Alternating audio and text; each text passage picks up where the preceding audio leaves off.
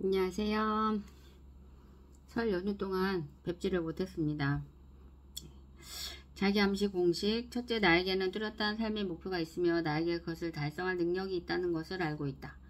나는 그 목표를 달성하기 위해 끊임없이 노력할 것이며 이 자리에서 그것을 약속한다. 둘째, 나는 내 마음을 지배하고 있는 생각들이 언젠가 외부적인 행동으로 표출되어 눈앞에 현실로 나타날 것임을 알고 있다.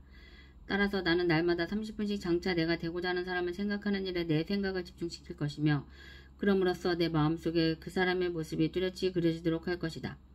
셋째, 나는 자기 암시의 원칙을 통해 마음속에 내재된 모든 욕망을 달성해줄 표현선을 찾게 될 것임을 확신한다. 그러므로 나는 날마다 10분씩 나 자신에게 자신감을 갖도록 요구할 것이다. 넷째, 나는 내 삶의 주된 목표를 종이에 분명하게 적었으며 그것을 달성할 자신감이 생길 때까지 도전을 멈추지 않을 것이다. 다섯째, 나는 어떠한 재산이나 지위도 진실과 정의에 기초하지 않으면 오래 지속될 수 없다는 것을 잘 알고 있으며 성공에 영향을 주지 않는 어떠한 행동도 하지 않을 것이다. 나는 나의 힘과 나를 도와줄 다른 사람들의 힘을 나에게 끌어들임으로써 성공할 것이다. 또한 나는 기꺼이 다른 사람들을 위해 일할 의사가 있으므로 그들에게도 나를 위해 일하도록 설득할 것이다. 나는 다른 사람들을 향한 부정적인 태도가 나에게 결코 성공을 가져다 주지 않는다는 것을 알기 때문에 모든 사람들에 대한 사랑을 키움으로써 내 속의 모든 증오와 시기, 부러움, 이기심과 냉소를 없앨 것이다. 난 이 공식을 따르기로 설명하고 이것을 암기하며 신념 속에서 하루에 한 번씩 큰 소리로 읽을 것이다. 그러면 이것은 점점 내 생각과 행동에 영향을 주어 나는 자신감 있고 성공적인 사람이 될 것이다.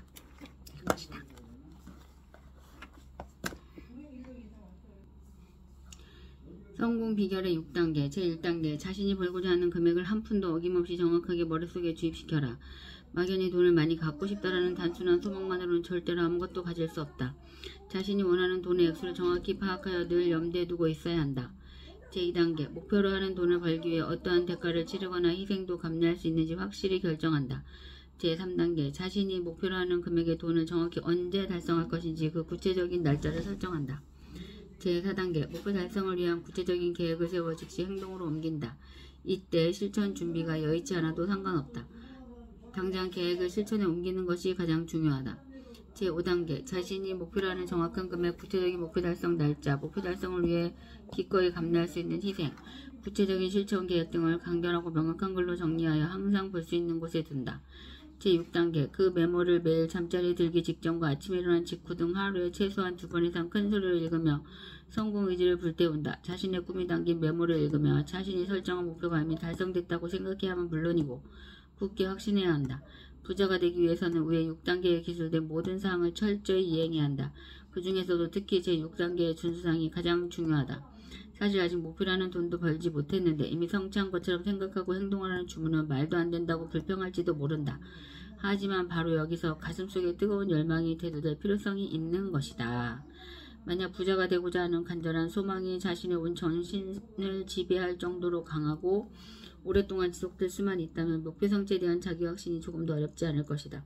왜냐하면 부자가 되겠다는 단 하나의 목표가 있고 성취에 대한 확고한 결의가 있느나 성공에 대한 자기 확신은 당연한 것이기 때문이다. 당연한 것이기 때문이다. 책이 어디 갔지? 책이 어디 갔지요? 멘토 2.0. 멘토 2.0.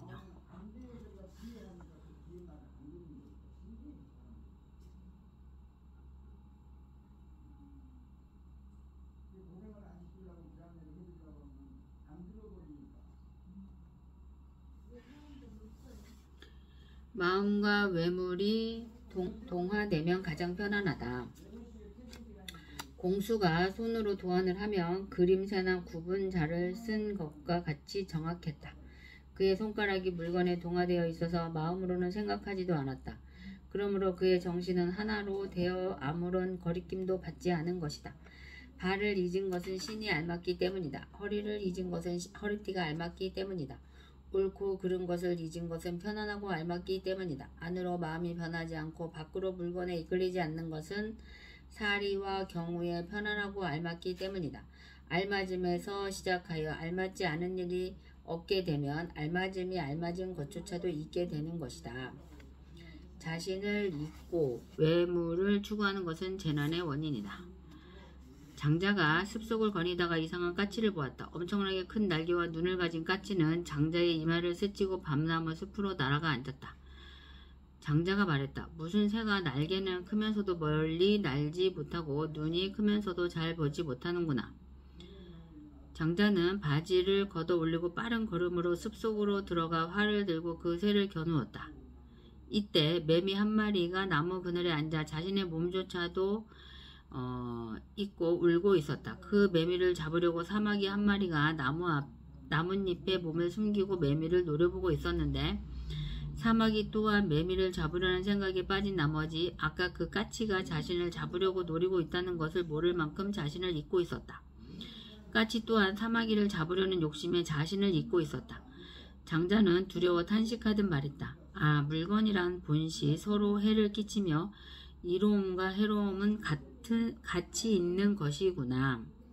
그리고는 활을 버리고 뒤돌아 도망을 치니 숲을 관리하는 사람이 쫓아와 이유를 캐물었다. 장자는 되돌아와 사흘 동안 우울했다.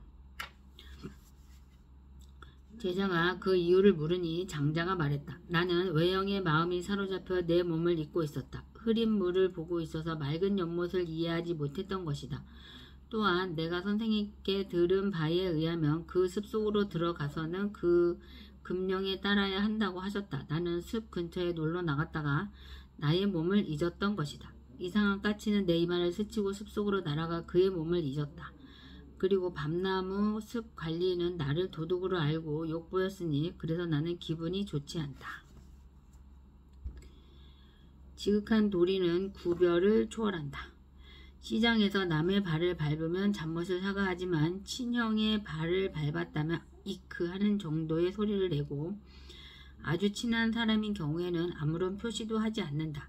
그러므로 지극한 예는 자기와 남의 구별을 인정하지 않고 지극한 의로움은 자신과 물건을 구분하지 않고 지극한 슬기는 꾀하는 일이 없고 지극한 어짐은 각별한 친한 이가 없고 지극한 신의는 금전이 개입되지 않는다 라고 하는 것이다. 재주만 믿고 잘난 체 하다가는 해를 당한다.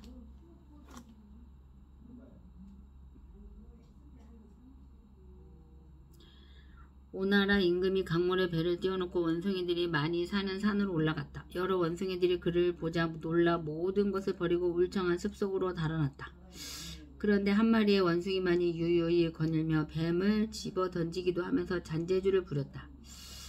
임금이 그놈을 활로 쏘니 재빨리 날아오는 화살을 잡아버렸다. 따라온 사람들에게 명하여 계속 활을 쏘게 하니 마침내 원숭이는 화살에 맞아 죽고 말았다. 임금이 그의 친구 안부리를 돌아보며 말했다. 이 원숭이는 자기 기교를 자랑하고 자신의 날램을 믿고서 되게 오만하게 굴다가 이처럼 죽음을 당하는 지경에 이르렀네. 이것을 경계해야 할 것이네. 자네들도 잘난 얼굴을 하고서 남에게 교만하게 굴어서는 안 되네.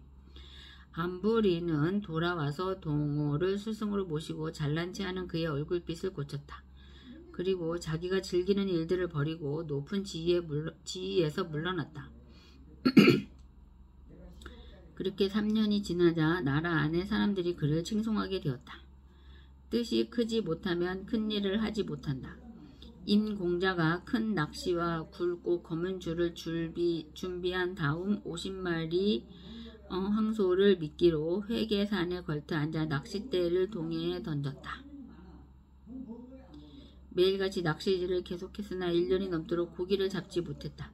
그러나 결국은 큰 고기가 낚시를 물더니 낚싯대를 끌고 물속으로 들어갔다가 뛰어오르면서 등 지느러미를 떨치니 산더미 같은 흰 물결이 솟아오르면서 바닷물이 진동했다. 그 소리는 귀신들의 울음소리와 같아서 천리나 떨어진 곳의 사람들까지도 두려움에 떨게 했다.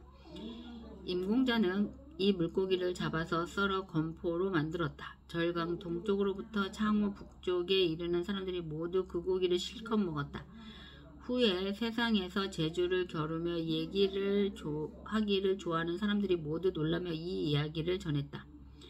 작은 낚싯대와 가는 줄로 도랑에 가서 송사리나 붕어를 노리는 낚시를 하면서 큰 고기를 잡는다는 것은 어려운 일이다.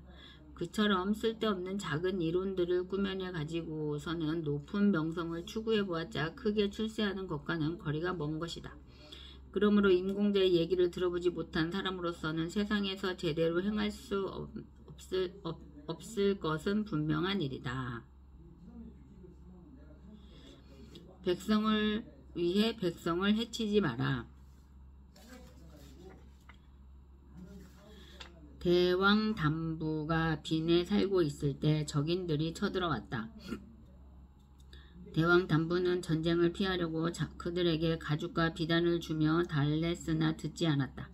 개와 말을 주며 달래어도 듣지 않았고 진주와 구슬을 주며 달래어도 듣지 않았다. 적인들이 원하는 것은 땅이었다. 대왕 담부가 말했다. 남의 형과 함께 살면서 그 아우를 죽이거나 남의 아버지와 함께 살면서 그 자식을 죽이는 일은 차마 못하겠다. 그대들은 모두가 힘써 여기에서 잘 살아라. 내 신하가 되는 것과 적인들의 신하가 되는 것이 무엇이 다르겠느냐. 내가 듣건대 백성들을 보양하는 데 쓰이는 물건을 위해 보양할 백성들을 해치지 않는 법이라 했다. 그리고는 지팡이를 짚고서 그곳을 떠났다. 백성들은 줄을 지어 그를 따라가서 마침내 기산 아래 이르러 새로운 나라를 세웠다. 대왕 담부 같은 이는 삶을 존중할 줄 안다고 말할 수 있다. 삶을 존중할 줄 아는 사람은 비록 존귀하고 부유하다 해도 몸을 보양하는 수단을 위해 자신을 손상시키지 않는다. 비록 가난하고 천하다 해도 이익을 위해 육신에 해를 끼치지 않는다. 요즘 사람들은 높은 벼슬과 존귀한 주위에 있는 사람이라도 모두가 생활수단을 잃는 것을 중요하게 생각한다. 그래서 이익을 보기만 하면 쉽게 그 자신을 파멸시키고 있으니 어찌 미혹된 것이 아니겠는가. 남의 말에 따른 판단은 옳지 못하다. 열자가 궁핍하여 용모에 굶주린 빚이 확연했다. 한 손님이 그런 사실을 적나라 자양에게 말했다. 열자는 도를 터득한 사람입니다. 임금님의 나라에 살면서 공궁하다면 임금님께서 선비를 좋아하지 않는 것이 되지 않습니까? 적나라 자양은 곧 관리들에게 지시하여 열자에게 양식을 보내주도록 했다. 열자는 사자들을 보자 2번 절하고 사양했다. 사자들이 떠난 뒤 열자가 들어오자 그의 아내가 열자를 보고 가슴을 치며 말했다. 제가 듣기에 도를 터득한 사람의 처자들은 누구나 안락함을 누린다 했습니다. 지금 굶주린 빚이 짙어 그분이 사람을 시켜 먹을 것을 보내어 주었는데도 당신은 받지 않았습니다. 어찌 천명이 아니겠습니까? 열자가 웃으면서 그의 아내에게 말했다. 그분은 스스로 나를 알아본 것이 아니고 남의 말만 듣고 내게 양식을 보낸 것이요. 그러니 죄를 주는 것 또한 남의 말만 듣고 할 것이요. 그래서 받지 않는 것이요. 그 후 결국 백성들이 난리를 일으켜 자양을 죽여버렸다. 알기는 쉽지만 말하지 않기는 어렵다. 장자가 말했다. 도를 알기는 쉽지만 그것을 말하지 않기는 어렵다. 알면서도 말하지 않는 것이 자연으로 나가는 방법이다. 알고 있는 것을 말하는 것이 인의로 나가는 근거가 된다. 옛날 사람들은 자연스러웠지 인위적이지는 않았었다. 고집하면 적개심이 생기고 그로 인해 멸망한다. 성인은 꼭 그런 것도 꼭 그렇다고 고집하지 않는다. 그러므로 마음에 투기가 없다. 보통 사람들은 꼭 그렇지 않은 것도 꼭 그렇다고 고집한다. 그래서 마음에 살기가 많은 것이다. 마음의 살기를 따르기 때문에 그들의 행동에는 추구하는 것이 있게 된다. 이런 살기에 의지하여 행동하면 멸망하게 되는 것이다. 형식만을 꾸미는 자에게는 정치를 맡길 수 없다. 노나라 애공이 안합에게 물었다. 공자를 대신으로 삼고자 하는데 그러면 나라가 다스려지겠습니까? 안합이 말했다. 위태롭고 위험한 일입니다. 공자는 지금 새의 기스로 장식을 하고도 채색을 더하는 짓을 하고 있고 화려한 말을 늘어놓는 일을 하고 있으며 지엽적인 것들로 주지를 삼고 있습니다. 사람의 본성을 삐뚤게 해서 백성들에게 가르치면서도 백성들의 마음을 진실로 받아들여지지 않고 그들의 정신을 움직이지 못하고 있음을 알지 못하고 있습니다. 그러니 어찌 백성들의 위에 설 수가 있겠습니까? 백성들이란 서로가 어울려 즐겁게 지낼 수 있도록 해주면 그뿐입니다. 지금 백성들에게 사실을 떠나 거짓됨을 배우게 한다면 백성들을 가르치는 방법이 못 되는 것입니다. 후세를 위해 생각하신다면 그만두는 것이 좋을 것 같습니다. 글을 써서 나라를 다스리기는 어렵습니다. 공자의 사람 보는 법 9가지. 공자가 말했다. 사람들의 마음이란 산천보다도 험난해서 자연에 대해 알기보다 어렵다. 자연에는 봄, 가을과 겨울, 여름 및 아침, 저녁에 일정한 시간의 변화가 있다. 그러나 사람은 두터운 외모 속에 감정을 깊이 감추고 있다. 외모는 성실한 듯 보이면서도 마음은 교만한 자가 있고, 외모는 잘난 것처럼 보이면서도 사실은 못난 자가 있고, 외모는 신중한 듯 하면서도 마음은 경박한 자가 있고, 외모는 견실한 듯 하면서도 속은 유약한 자가 있고, 외모는 느릴 듯 하면서도 마음은 급한 자가 있다. 그러므로 목마른 듯이 의로움으로 나아가는 사람은 뜨거운 것을 피하듯 의로움을 떠나기도 하는 것이다. 그러므로 군자는 멀리 놓고 부리면서도 충성됨을 살피고, 가까이 놓고 부리면서도 공경함을 살피는 것이다. 그에게 번거로운 일을 시켜 능력을 살피고, 갑자기 질문함으로써 지혜를 살피는 것이다. 급작스럽게 약속을 함으로써 신용을 살피고, 재물을 맡겨봄으로써 어짐을 살피는 것이다. 위태로움을 얘기해 줌으로써 절의를 살피고, 술로 취하게 함으로써 그의 법도를 살피는 것이다. 남녀가 섞여 지내게 함으로써 호색함의 정도를 살피는 것이다. 이 9가지의 시험을 다 마치면 못난 자를 가려낼 수 있는 것이다.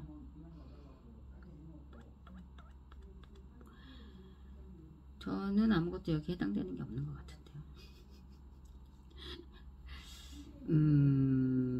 군자는 멀리 놓고 부리면서 충성됨을 살피고, 저는 안 충성될 것 같은데. 가까이 놓고 부리면서 공경함을 살피고, 그에게 번거로운 일을 시켜 능력을 살피고, 갑자기 질문함으로써 지혜를 살피고, 급작스럽게 약속을 함으로써 신용을 살피고, 재물을 맡겨봄으로써 어짐을 살피는 것이다. 위태로움을 얘기해 줌으로써 절의를 살피고, 술로 취하게 함으로써 그의 법도를 살피는 것이다. 남녀가 섞여 지내게 함으로써 호색함의 정도를 살피는 것이다. 사람 보는 법 9가지. 저는 다 부족한 사람 같습니다.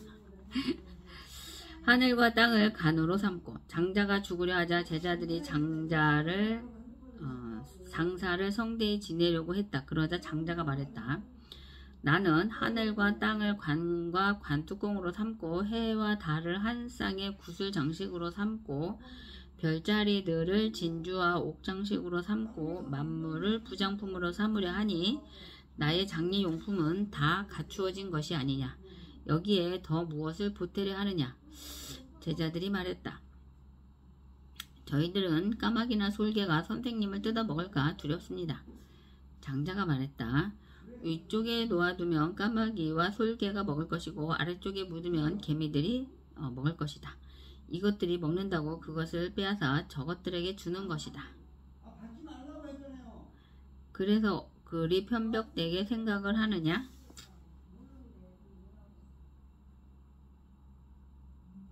어째서 그리 편벽되게 생각을 하느냐? 작은 것과 큰 것의 차이. 탕 임금이 그에게 물었다. 상하 사방에 그 끝이 있는가? 그기 말했다. 끝이 없습니다. 궁발의 북쪽에 명해라는 바다가 있는데 그것이 천지입니다. 그곳에 물고기가 있는데 그 넓이는 수천 리에 달하고 그 길이는 아는 사람이 없습니다. 그 이름을 곤이라고 합니다. 그곳에 새도 있는데 그 새의 이름은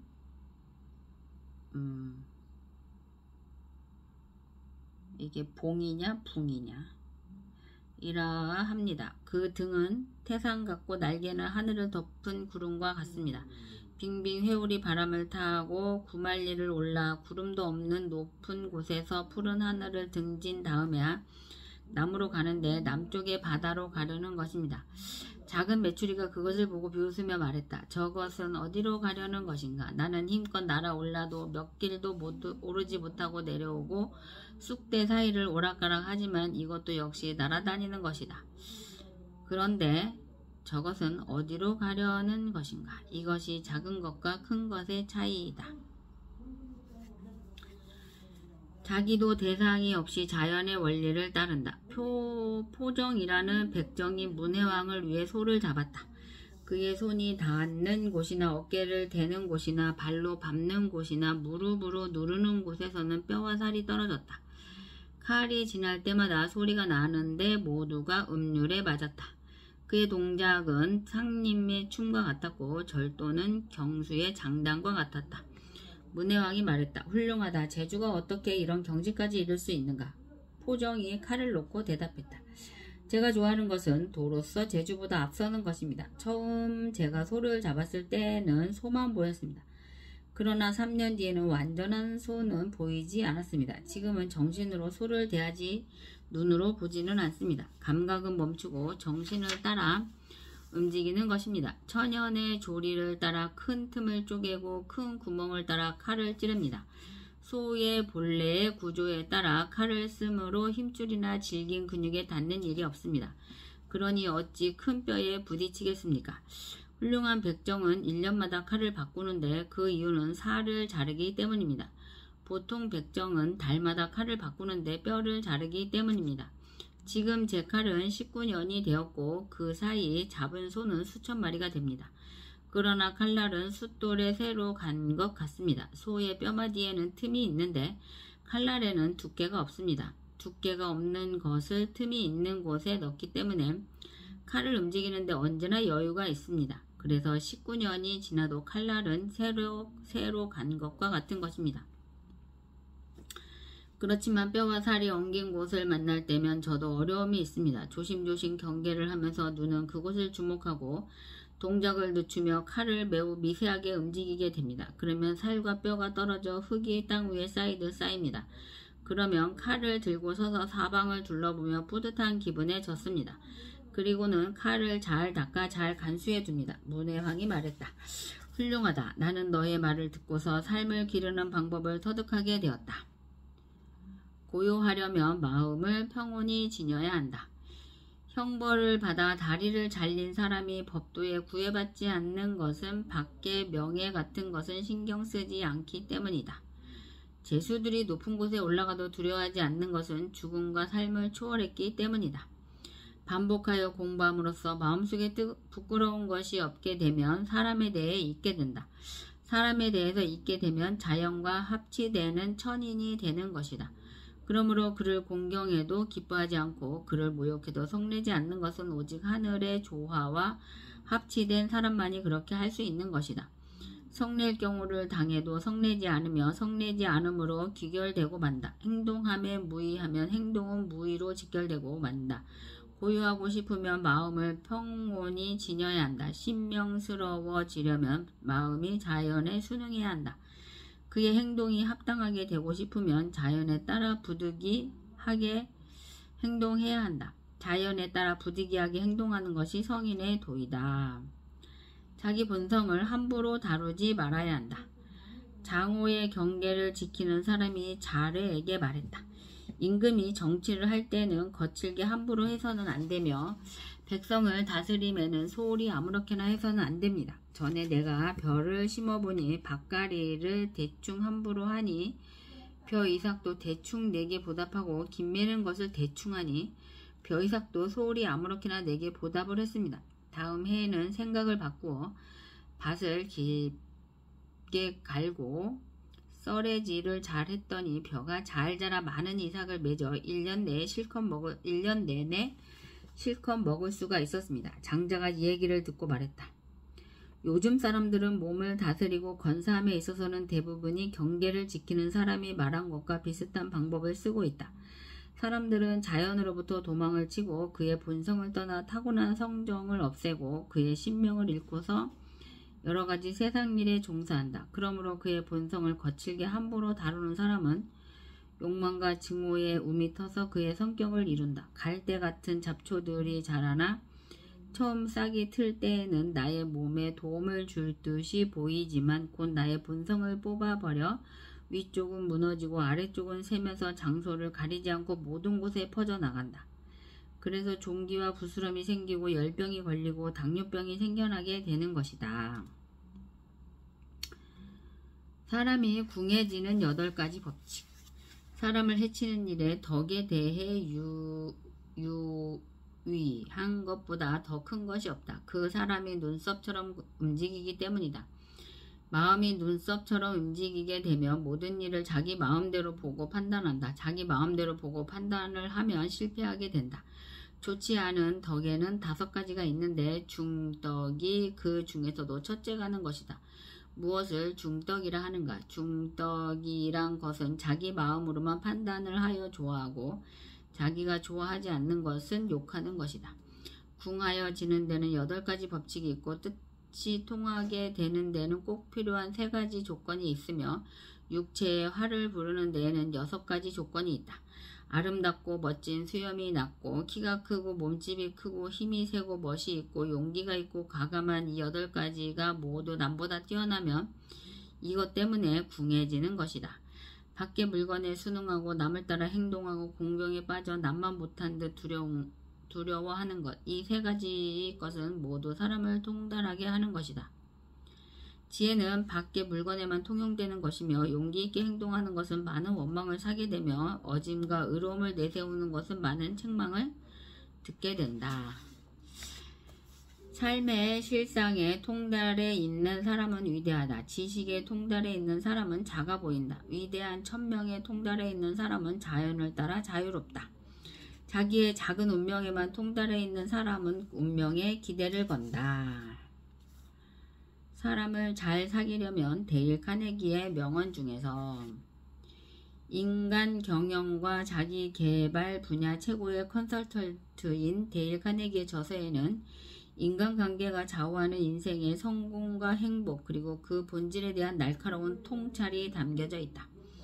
원죄가 친구를 만들고 사람을 설득하는 법 이기 때문에 친구를 만드는 법과 다른 사람들을 설득하는 방법을 위주로 이야기를 풀어나간다. 카네기가 제시하는 철학이 지닌 최고의 장점은 바로 단순 명료함이다. 여기는 또 다음에 읽도록 하겠습니다. 일단은 사람을 잘 사귀려면 데일 카네기의 명언 중에서 읽어보도록 하겠는데요. 하여튼 다음에 읽겠습니다. 오늘은 여기까지 읽고요. 이제 추석 연휴 마지막 날인데요. 예, 편안한 밤 되시고요. 우리 엑스피어가 있어서 너무 행복하고요. 20일 날 우리 최현종 이사님의 설명회가 여기 선릉에서 있습니다. 많은 분들이 참석하시기를 바라고요. 항상 건강하시고요. 행복하시길 바랍니다. 감사합니다. 구독, 좋아요 눌러주시고요. 우리 엑스피어 코인이 빗썸에 가즈아 맞나? 이렇게 하는 거 맞나? 가즈아